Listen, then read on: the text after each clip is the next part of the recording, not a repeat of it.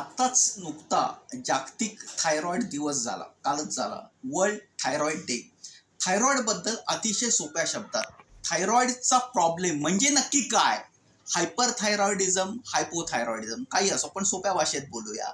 नक्की काय होतं, ही लक्षणं जर तुम्हाला दिसली तर तुम्ही डॉक्टरांशी संपर्क साधा. कारण थायरॉइडच्या संदर्भातला रोग म्हणजे तो हायपोथायरॉइडिझम असेल, हायपोथायरॉइडिझम असेल, कॅन्सर असेल, कोणत्याही वयोगटाला सोडत नाही. अतिशय महत्त्वाची माहिती मी तुम्हाला देतोय, सोप्या मराठीतून देतोय.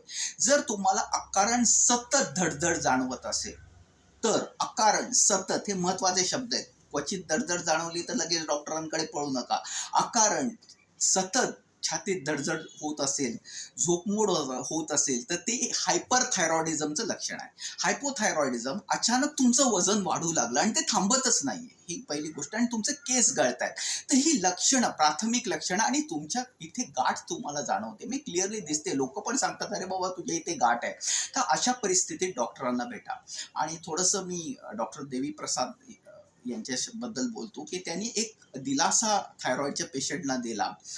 तो इंग्रजीत दिला, तो मी मराठीत सांगतो.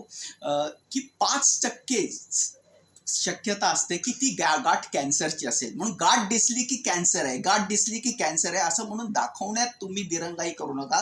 कारण त्यामुळे दुसरं कुठलं दुखणं असेल तर ते चिघळतं आणि ते जास्तीत जास्त लांबतं आणि पुन्हा त्याचाच तुम्हाला त्रास होतो. ठीक आहे, कॅन्सर नाही पण हायपरथायरॉइडिझम असेल, हायपोथायरॉइडिझम असेल आणि अजून काही असू शकेल.